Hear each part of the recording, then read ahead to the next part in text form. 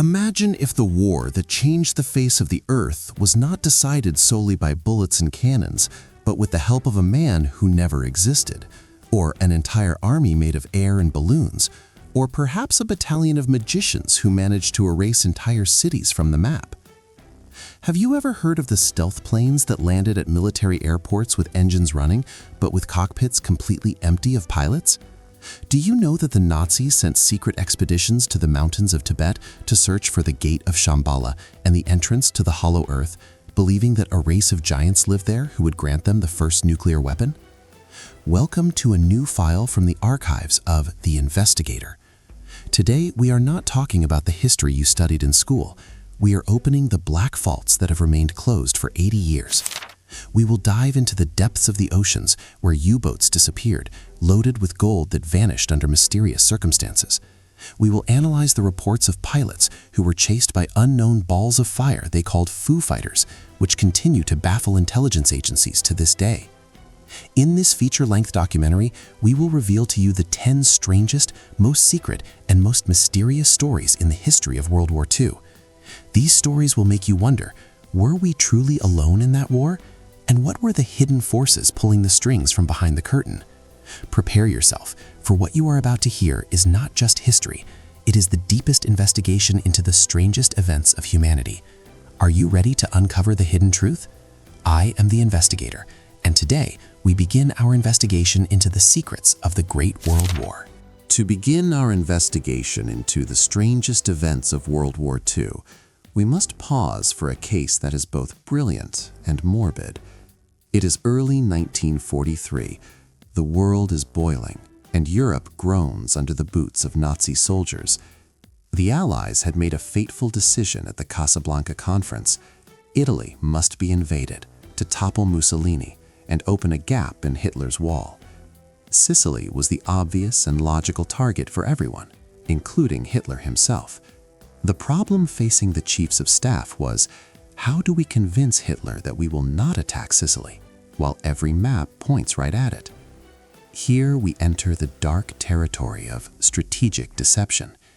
In London, specifically in a secret underground basement belonging to British naval intelligence, two officers, Ewan Montague and Charles Cholmondeley, were studying a plan known as the Trout Memo, a strange document written by an officer named Ian Fleming. Yes, the same man who would later create James Bond. The idea was based on a simple but terrifying principle.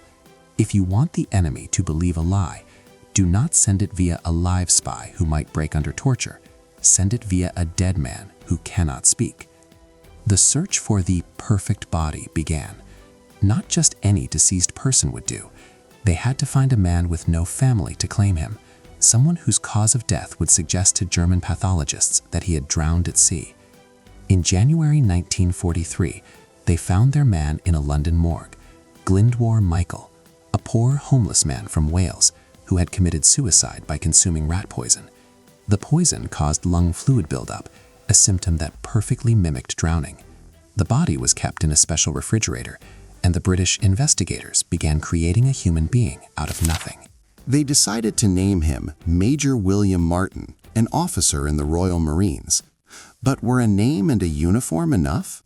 British intelligence knew that the Abwehr, Nazi military intelligence, was among the smartest in the world and would not be easily fooled. So they built a tangible biography for this dead man. They placed pocket letter in his pockets to make him real. 2 letters from his fictional fiancée Pam expressing her love, a receipt for a diamond engagement ring from S.J. Phillips in London, used movie tickets, an angry letter from his bank manager demanding he settle an overdraft, and even a photograph of Pam, who was actually a British intelligence clerk. Every detail was meticulously studied. They gave him a military ID, a Catholic dog tag around his neck, and even a pack of his preferred brand of cigarettes. The most important element was the leather briefcase. They chained the briefcase to his wrist as if it contained secrets that must never leave his body, even in death. Inside, they placed top-secret forged letters between high-ranking generals in London and Tunisia, clearly hinting that the Allies planned to invade Greece and Sardinia, and that the attack on Sicily was merely a diversion. On April 19, 1943, The body was loaded into a special container filled with dry ice and secretly transported to the submarine HMS Seraph. The submarine embarked on a mysterious journey across the Atlantic to the coast of Huelva, Spain. Why Spain? Because Britain knew that Spain, despite its apparent neutrality, was swarming with Nazi spies collaborating with Adolf Klaus, one of the most dangerous German intelligence officers. At 4 o'clock in the morning, Commander Bill Jewell surfaced, brought out the body, dressed it in a life jacket, and gently pushed it into the water to be carried by the waves toward the shore. A coded telegram was sent to London, "Mincemeat ho." Now, the deadly waiting game began. A sardine fisherman found the body and informed the Spanish authorities. British intelligence then performed another play. They sent unencrypted telegrams frantically demanding the immediate return of the secret briefcase, pretending to be terrified that it had fallen into enemy hands. This panic was the fuel that drove German spies to move with all their might to obtain the contents of the bag before its return to Britain. With unparalleled skill, German spies managed to photograph the letters inside the bag using microcameras, then carefully return the documents to their place so the British would not suspect. The German officer Klaus sent the reports to Berlin. They reached the office of Edgar von Finkenstein, then to Jodl, and finally to Hitler's desk. The lie was so perfect that Hitler, who was always suspicious of everyone, believed it completely. The results were a military earthquake. Hitler ordered the transfer of the 1st Panzer Division from France to Greece and moved elite troops from Sicily to Sardinia and the Balkans. Even when the real invasion of Sicily began, Operation Husky, Hitler remained convinced for weeks that it was a diversion and that the main attack would come from Greece. He was waiting for an army that would never arrive, while Allied soldiers cleared Sicily with minimal casualties. When reports reached Winston Churchill confirming German troop movements away from Sicily, he sent his famous coded telegram, "Mincemeat swallowed whole." A dead man who had no value in his life had succeeded in changing the map of the world. The homeless man who died alone on the streets of London became the key that opened the doors of victory for the Allies. But was this the only story? No, for in the forests of Britain, another army was being built, an army that existed only in the imagination. After the success of Operation Mincemeat, the Allies realized that war was not just a struggle of numbers and cannons, but a grand game of minds. But what if I told you that the United States created a top-secret military unit whose mission was not to fire bullets, but to perform visual and auditory deception? Welcome to the file of the Ghost Army. In 1944, specifically before the Normandy invasion, the 23rd Headquarters Special Troops was formed. This unit did not consist of traditional military academy graduates. Its members were carefully recruited from fine arts colleges, advertising agencies, and Hollywood film studios. Among them were painters, fashion designers, sound engineers, and even professional magicians. These men did not go to the front to destroy tanks. They went to pretend they were a massive army. Imagine the scene from the perspective of a German reconnaissance pilot flying his Luftwaffe plane over the French forests. He clearly sees hundreds of Sherman tanks lined up under the trees, transport trucks and soldiers building bridges and camouflaging positions. The pilot hurries to send his report. 2 full armored divisions are preparing for an attack in this sector. Based on this report, German commanders withdraw their forces from the real front and send them to face this phantom army. But the shocking truth was that those tanks did not weigh tens of tons of steel. They were merely rubber balloons filled with air. This is where the creative genius of war appears. These artists designed inflatable rubber tanks that could be set up in just 20 minutes, and they were so perfect that you couldn't distinguish them from real tanks even from a short distance. They even went so far as to spray real tank tracks into the mud using small tractors to deceive the enemy into thinking these rubber ghosts had real weight. On one occasion, a funny yet terrifying incident occurred. 2 French farmers approached a Sherman tank and lifted it with their hands to move it, leaving German soldiers watching through binoculars from afar in absolute shock. How could 2 simple Frenchmen carry a 30-ton tank? But the deception did not stop at the visual. There was a sound unit led by brilliant audio engineers.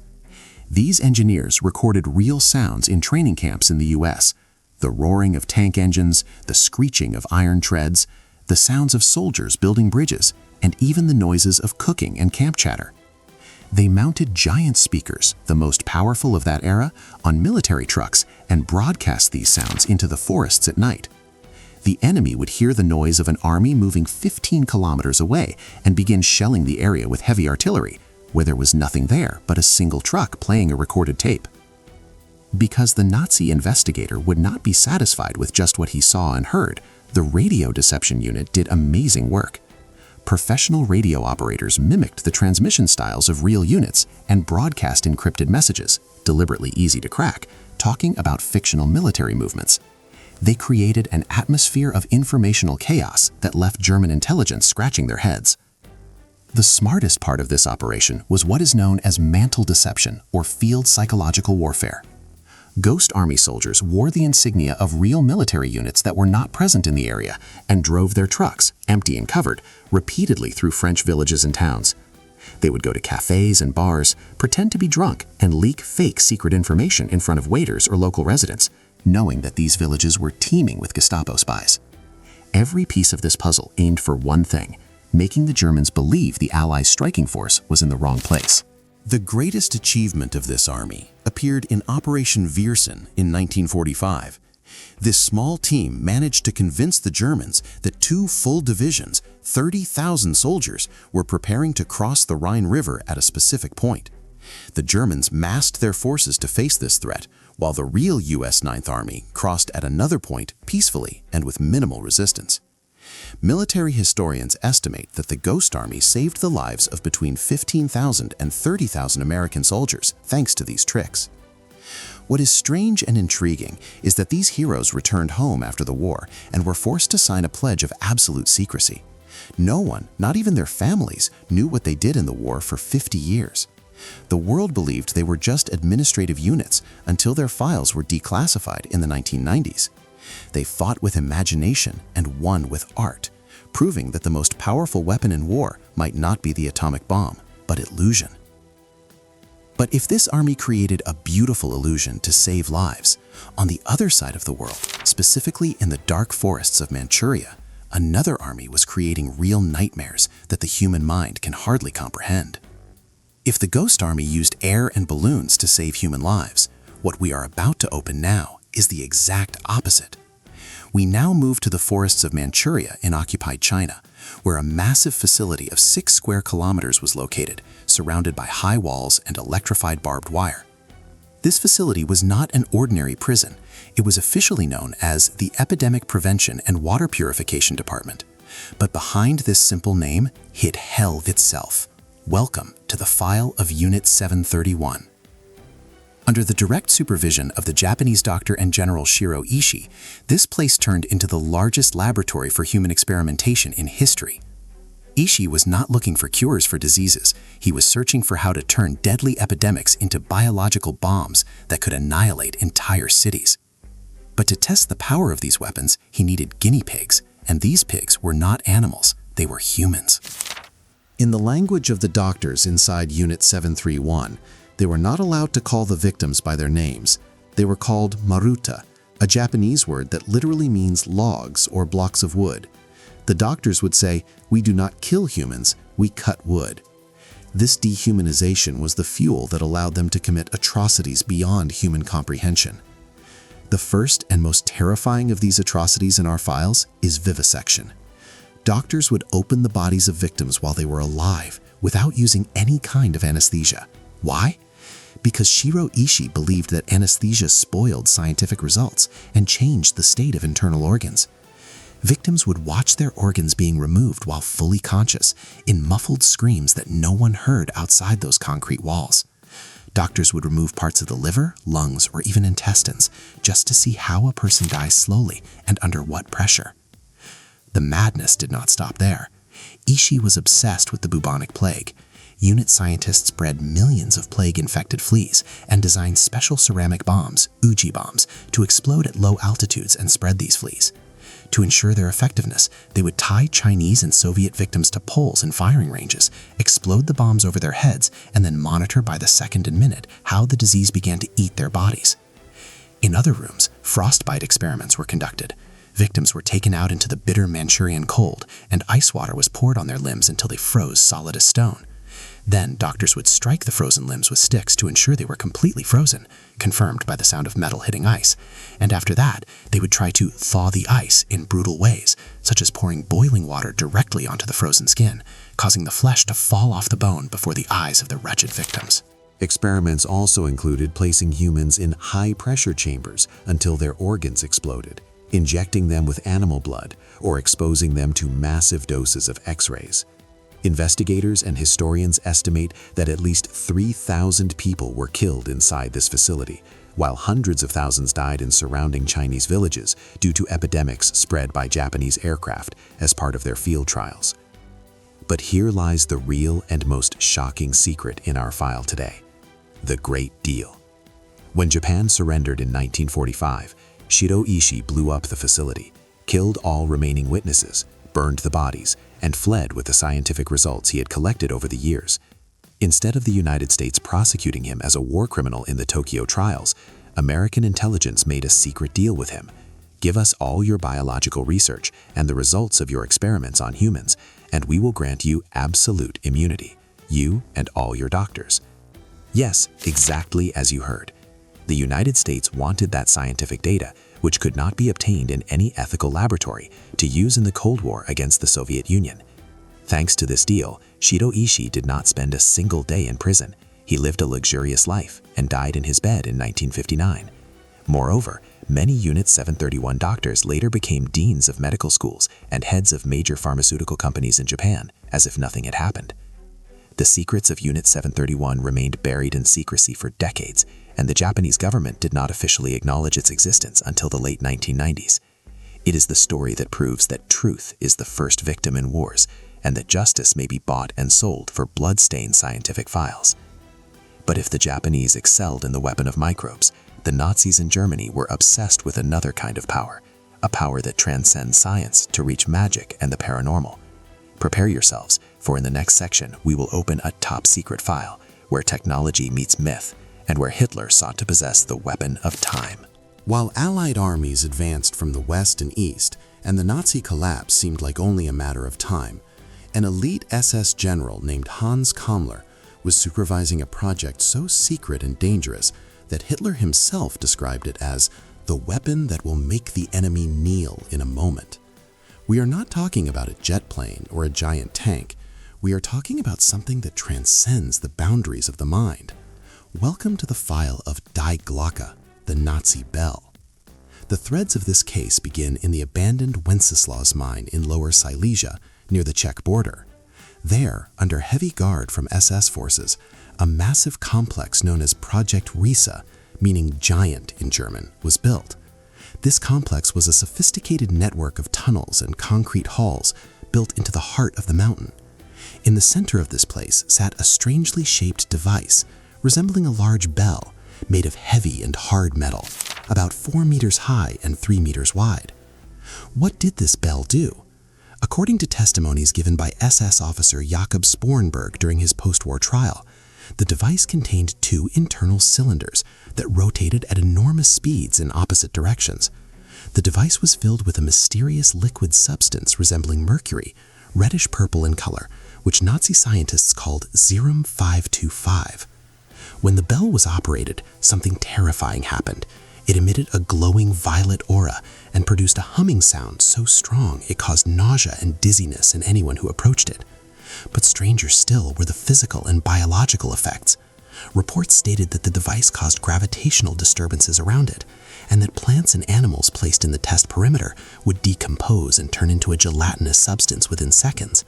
In fact, 5 of the 7 scientists who worked on the project died during the early trials due to radiation or molecular disturbance caused by the device. Here arises the question that has haunted investigators for decades. What was the ultimate goal of the bell? There are 2 schools of thought. The first suggests that the Nazis were trying to invent anti-gravity technology to build spacecraft that transcend the speed of sound and fly without wings, which might explain the legend of Nazi UFOs. The second school, which is even more terrifying, suggests that the bell was an attempt to control space-time, or in other words, a machine for time travel or opening portals between dimensions. The most prominent physical evidence still standing today is a massive concrete structure known as the henge or the test rig, a giant circular ring of reinforced concrete pillars. Many believe it was a stabilization platform for the bell during operation, given the massive magnetic and vibratory force it generated, which would have been enough to launch the device into the sky. But where did this device disappear to? Here the mystery deepens. As the Soviet Red Army approached the mine in 1945, all traces of the project vanished. The tunnels were blown up, and all engineers and workers who participated in the construction were killed to ensure their silence forever. As for General Hans Kammler, the man who held all the keys to Nazi secret weapons, he disappeared from the face of the earth. His body was never found, and no traces of him appeared anywhere. Recently declassified secret files suggest that the bell was moved at the last moment via a giant Junkers Ju-390 cargo plane to an unknown location, perhaps South America, or perhaps a secret base in Antarctica known as Base 211. Some go as far as to say that the famous Roswell incident in America in 1947 was not a spacecraft from Mars, but a developed version of the Nazi bell that fell into American hands during Operation Paperclip. The mystery of the bell represents that gray area where scientific brilliance meets absolute madness. Did Nazi scientists truly break the laws of physics? Did they reach the secret of clean energy or anti-gravity 80 years ago? Or was the bell just a massive illusion they spent billions on in a desperate attempt to change their inevitable fate? The truth remains buried in the depths of the Polish mountains and in the minds of those who passed away without uttering a single word. But if Hitler searched for power in forbidden physics, some of his leaders searched for it much further, in the depths of the Himalayan mountains, seeking a lost continent and a superhuman race, possessing the powers of magic and lightning. While German factories worked day and night to produce tanks, there was a man named Heinrich Himmler, head of the SS, who was obsessed with something else entirely. Himmler did not believe in conventional history. He believed that the Aryan race was not just a human race, but descendants of demigods who came from a lost continent, perhaps Atlantis or Thule, and that they lost their supernatural powers due to mixing with other races. To regain control over the world, the Nazis had to find the survivors of that pure lineage. And where could these be hiding away from human eyes? For Himmler, the answer was Tibet. In 1935, Himmler founded the Ahnenerbe organization, an institution aimed at researching German ancestral heritage. In 1938, the organization sent an official expedition to Tibet led by naturalist Ernst Schaefer and anthropologist Bruno Beger. Ostensibly, the expedition aimed to study climate and wildlife, but the secret orders were quite different. Search for any evidence linking Tibetans to the Aryan race, and search for the entrance to the kingdom of Shambhala. Imagine these Nazi officers in their military uniforms climbing the rugged Himalayas, carrying film cameras and strange measuring tools. When they reached the sacred city of Lhasa, they were welcomed by Tibetan monks and officials who knew little about Hitler's ideology. Instead, they saw in the Nazi swastika a symbol close to their ancient religious symbols, representing luck and the sun. Here, the creepy work of Bruno Beger began. The Nazi scientist measured the skulls and limbs of hundreds of Tibetans and examined their facial features with meticulous precision. Why? Beger was trying to prove a crazy theory that the elite of the Tibetan people were descendants of the Aryans who fled Atlantis after it sank and took refuge in the high mountains to maintain their purity. He believed that blue eyes or certain facial features appearing in some Tibetans were genetic remnants of those ancient gods. But the most mysterious aspect of this journey was the search for Shambhala, or Agartha. According to Buddhist legends, there is a kingdom hidden underground somewhere in the Himalayas, inhabited by a very advanced people who possess technology beyond imagination and a power called Vril. This Vril power, according to the belief of Nazi secret societies like the Thule Society, is a cosmic energy that enables its possessor to move objects with their mind, fly, and destroy entire armies in the blink of an eye. Did the Nazis find an entrance to that kingdom? Some leaked reports suggest that the expedition returned with thousands of feet of film, hundreds of racial samples, and more importantly, a copy of the Tibetan Bible, the Kangyur. It is said they obtained maps that British intelligence later described as maps of the Hollow Earth. Strangely, the Nazi obsession with Tibet did not end with this expedition. In the final moments of the war, Specifically at the fall of Berlin in 1945, Soviet forces found bodies of soldiers wearing German uniforms in Hitler's bunker, but their features were clearly Tibetan. It was said they committed mass suicide before the Soviets entered. What were these Tibetan monks or soldiers doing in the heart of Berlin? Were they practicing magical rituals to protect Hitler, or were they part of a secret alliance between the Nazis and hidden forces in the Himalayas? This expedition led to the birth of endless stories about the secret base in Antarctica, New Swabia, where it is claimed the Nazis transferred the technology they learned from Tibetan monks. Some even believe that Heinrich Harrer, author of 7 Years in Tibet, was a spy working to complete this secret research. The Tibet expedition reveals to us a face of war not studied in books, a face where obsession with blood and race mixes with a desire to possess paranormal powers. For Himmler, the world was governed by laws lost, and he believed that whoever held the key to the Himalayas would hold the world forever. Imagine you are a pilot in an Allied night fighter squadron flying over the skies of Germany in November 1944. It is pitch black, radars are working at full capacity, and suddenly you glimpse in your rearview mirror something that does not belong to this world. Glowing fireballs, bright orange or deep red, flying at incredible speeds and sticking to your plane's wing like a burning shadow. You try to maneuver, you increase speed, you dive sharply, but those balls follow you with impossible physical precision, without firing a single bullet, and without appearing on radar screens. Welcome to the most mysterious file in the history of air forces, the file of the Foo Fighters. Official reports began reaching Allied commands from the 415th Night Fighter Squadron. Pilot Edward Schluter and radar observer Donald Mears were the first to document this phenomenon systematically. They described glowing spherical objects, ranging in size from a basketball to a small plane, that would appear suddenly and chase heavy bombers. Initially, High Command believed these pilots were suffering from combat fatigue or hallucinations caused by oxygen depredation at high altitudes. But when reports began flowing from hundreds of other pilots from different nationalities and fronts, everyone realized there was something real in the sky. Where did the name Foo Fighters come from? The name isn't technical. Pilots borrowed it from a popular comic strip at the time called Smokey Stover, where a character would say, "Where there's food, there's fire." This term became the label for any unidentified flying object appearing over battlefronts. What is fascinating in our investigation is the state of double panic. While Allied pilots thought these orbs were a Nazi secret weapon beyond known technology, Luftwaffe pilots and Japanese pilots were reporting the exact same phenomenon, and they thought it was an American or British secret weapon. Each side believed its enemy had managed to tame lightning or invent wingless, remote-controlled aircraft. When the war ended, investigation files were opened wide. Military scientists proposed several theories to explain these fireballs. The first theory was St. Elmo's fire, a natural electrical phenomenon that occurs in stormy weather and causes the tips of aircraft to glow.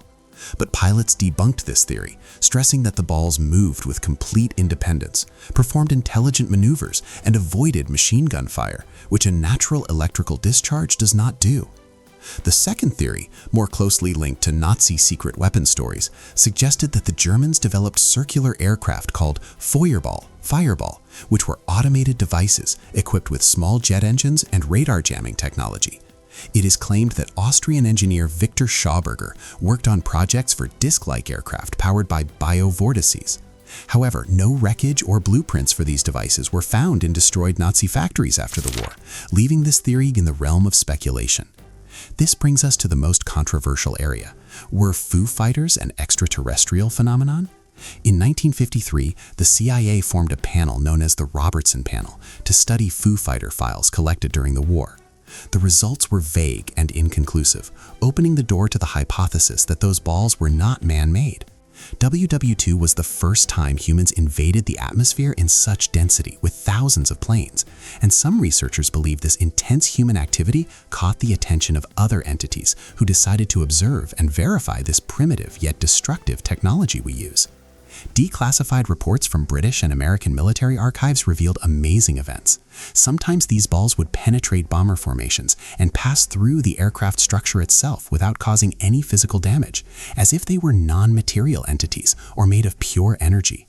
A Foo Fighter never fired or caused a plane to crash. It was always just watching, then suddenly disappearing at lightning speed upward toward outer space. The mystery of Foo Fighters represents a historical turning point. Before these incidents, the term UFO did not exist in the popular dictionary.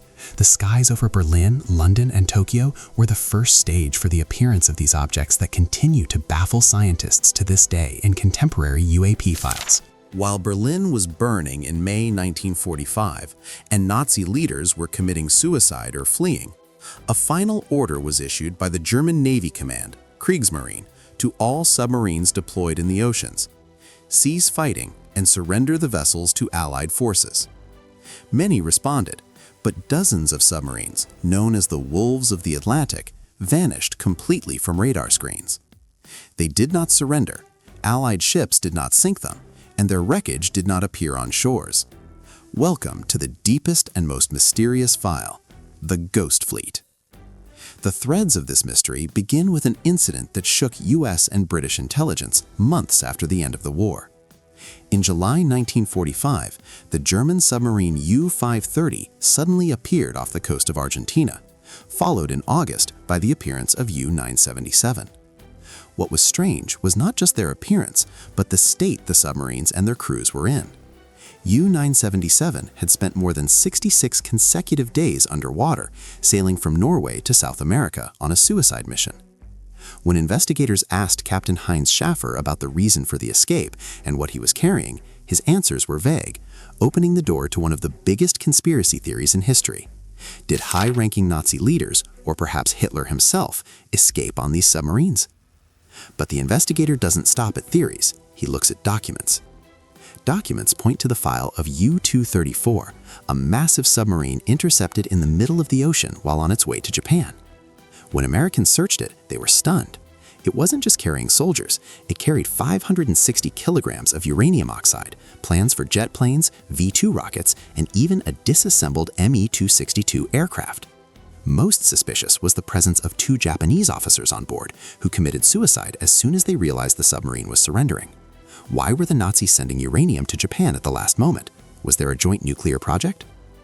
Here emerges the code word repeated in the memoirs of Admiral Karl Donitz, commander of the German Navy, who said in a mysterious speech in 1943, "We have built for the Führer somewhere in the world an impregnable fortress amidst the blue ice."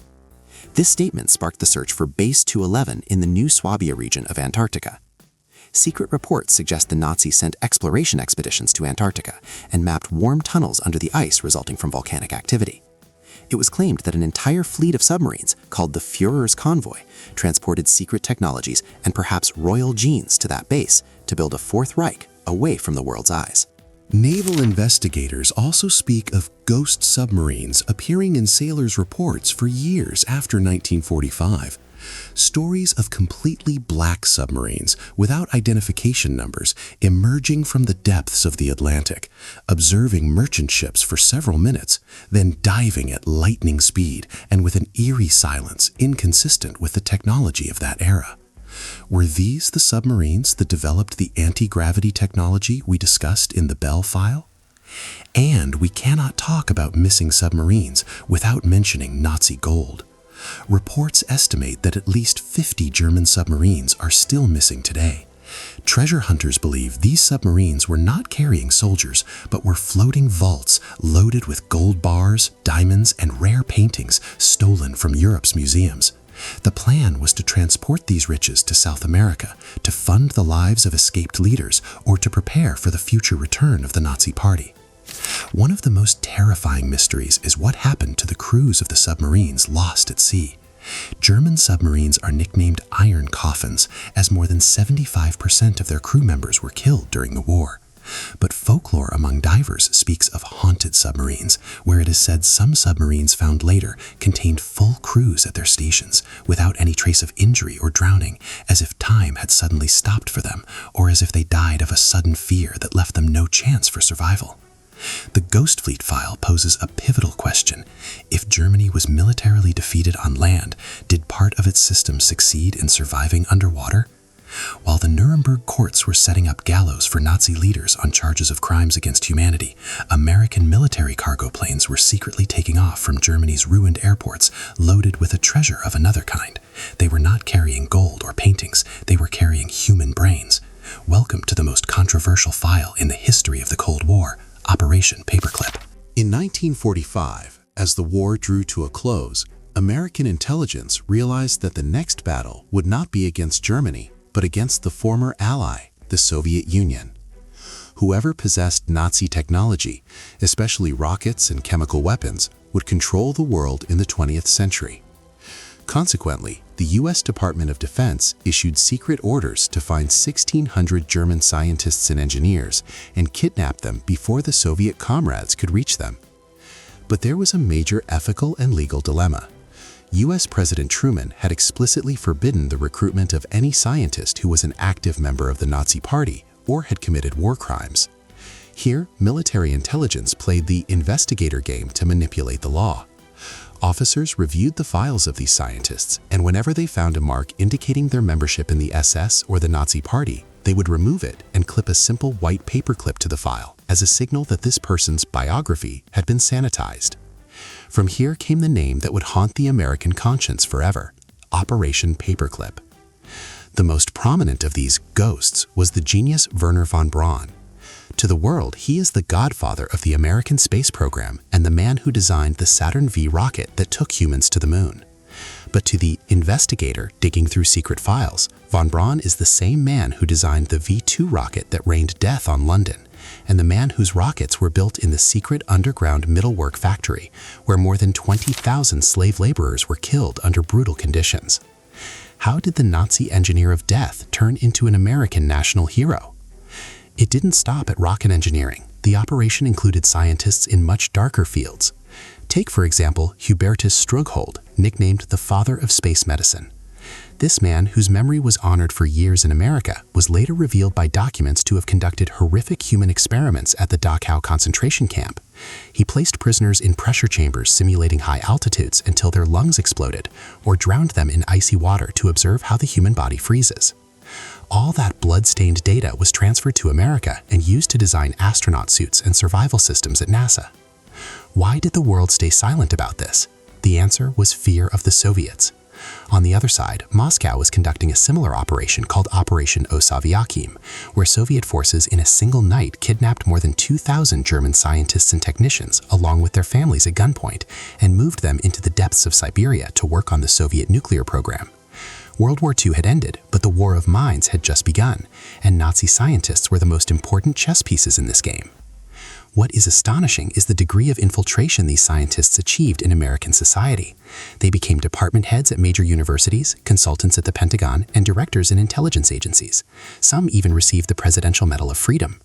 Did Americans realize that their quiet neighbors grilling meat in their backyards were just a few years earlier wearing black uniforms and supervising extermination camps? Imagine an entire room, its walls not of stone or wood, but of 6 tons of pure amber, decorated with gold leaf, mirrors, and precious stones.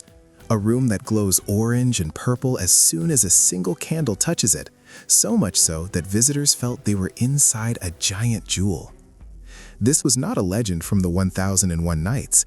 It was a tangible reality in the Catherine Palace in Tsarskoye Selo, Russia. Welcome to the most glittering and mysterious file in the history of art, the Lost Amber Room. The tragedy of this treasure begins in the summer of 1941, when Nazi Germany launched Operation Barbarossa to invade the Soviet Union. As Wehrmacht forces approached Leningrad, Russian museum curators tried to hide the room by covering it with wallpaper and light curtains, but they failed to deceive the Nazi Art Protection Unit, Kunstschutz. These were not ordinary soldiers. They were experts in art and antiquities, following direct orders from Hermann Göring to loot Europe's treasures. In just 36 hours, German experts dismantled the room that took decades to build. They placed the amber in 27 massive crates and transported them by train to the city of Königsberg, current Kaliningrad, in East Prussia. There, it was reinstalled in the city's castle to become the pride of the Nazis and a symbol of their victory over the Soviets. The room remained there under the supervision of Dr. Alfred Rode, one of the world's leading amber experts, until 1944. But as the tide of war turned and the Red Army approached Germany's borders, the room began its journey of the Great Disappearance. In August 1944, the British Royal Air Force launched devastating raids on Königsberg, and large parts of the castle burned down. Here begin the conflicting accounts that the investigator has been trying to decode for 80 years. Theory 1. the official Soviet narrative, which says the room was completely destroyed in the fire resulting from the British bombing. However, there is strong evidence to the contrary. Dr. Rode confirmed in secret letters that the amber crates were moved to the castle's fortified cellars before the bombing and were not affected by the fire. Theory 2. The Nazis dismantled the room again, placed it in crates, and transported it via military trucks to unknown locations. Some believe it was moved to a salt mine in Toplitz, Austria, or buried in the secret tunnels of Project Rees in Poland. There is testimony from a former German soldier who claimed he witnessed the loading of very heavy crates into a U-boat that sailed toward South America. Theory 3. Linked to the tragedy of the ship Wilhelm Gustloff. This ship was transporting thousands of German refugees and soldiers in January 1945 when it was sunk by a Soviet submarine. Some researchers believe the amber room crates were in the belly of that ship and are now resting at the bottom of the Baltic Sea. But the Amber Room file is not just about lost gold. It carries what some describe as the Amber Curse. Everyone who got close to the truth or tried to reveal the location of the crates faced a mysterious fate. 1. Dr. Alfred Rode, the only person who knew its final location, died along with his wife of typhus, according to the official version, one day before the Soviets were to interrogate him. His medical files vanished completely. 2. Russian General Yuri Gubarenko, tasked with searching for the room, he died in a suspicious car accident. 3. George Stein, the most famous German treasure hunter who claimed to have found the room's location. He was found murdered in a forest with a sharp instrument under circumstances that remain unsolved. Today, after Russia lost hope of finding the original, it reconstructed a replica of the room in the Catherine Palace, costing millions of dollars and opening in 2003. But the original version remains the largest open file in the history of military thefts. We have traveled together through time, from the basements of London where the man who never was, Ruse, was born, to the frozen forests of Poland where the mysterious bell hummed, to the death labs of Manchuria and the halls of NASA stained with the secrets of Operation Paperclip. Now, as we close these black files one by one, the biggest question haunts every historical investigator. Were these events merely coincidences forced by war, or were they parts of a larger plan to move humanity into a new era of hidden sovereignty? When we look closely, we discover that World War II did not truly end in 1945. It merely transformed. The strategic deception practiced by the Ghost Army did not disappear. It evolved to become the basis of psychological warfare and social engineering practiced by states today through screens and algorithms. We learned that controlling the enemy's mind is far more important than destroying his tanks. The world we live in today is the world of mincemeat par excellence, a world where truth is mixed with falsehood to the point where we wonder, how many of the radars we monitor today are just rubber balloons? As for the darkest file, the forbidden science of Unit 731 and Operation Paperclip, it presents us with a bitter truth. The medical and technical progress we enjoy today is partly indebted to those brutal experiments. The great powers bought progress at a high price of ethics. Here lies the investigator's ethical riddle. Do we forgive the scientists for their crimes because they took us to the moon? Or are we living in a civilization whose foundations were built upon the skulls of victims not mentioned in history books? In the skies of war, the Foo Fighters left us a legacy of open questions. The Nazi obsession with the paranormal, Tibet, and Shambhala were not just myths of mad generals. They were real attempts to break the physical monopoly of the universe. The technologies we see today in stealth aircraft and electromagnetic weapons carry the genes of those miracle weapons built in secret tunnels. Hitler may not have found a time weapon, but he certainly opened doors of scientific research that major intelligence agencies still compete to close or monopolize. The lost treasures remind us that money is the fuel that never goes out. The disappearance of these massive riches was not an accidental loss, but an insurance for the future. Many investigators believe that this money funded the creation of states within states and global intelligence systems operating in the shadows. The truth revealed by this long investigation is that history is written by the victors, but secrets are kept by the survivors. We live in a world shaped by Hitler's scientists, Churchill's spies, Ishi's brutality, and Stalin's ambition. The secret files of WWII are in fact the catalog of the contemporary world. At the end of this massive file, we do not close the case. We open your eyes to a new reality. We have seen how a corpse can decide a battle, how a balloon can defeat an army, and how a crime can become a ticket to the moon. My question to you now, as you watch these words from behind your screens, which are themselves a product of that war, if you were given the choice between the bitter truth that might destroy our illusions of justice and the comfortable lie that wraps our modern world, which would you choose? Does the end always justify the means? I am the investigator. I have presented the files, laid out the threads, and revealed what history tried to hide. Now, the mission has passed to you. Share with us in the comments, which of these 10 stories is the most shocking to you? Do you think there are secrets still buried under the ice, waiting for someone to discover them? Don't forget to like the video and subscribe to the channel, because our next files will go to even more dangerous and mysterious areas. Remember always, the truth lies not in what we see, but in what we try not to see. Until we meet in the next investigation.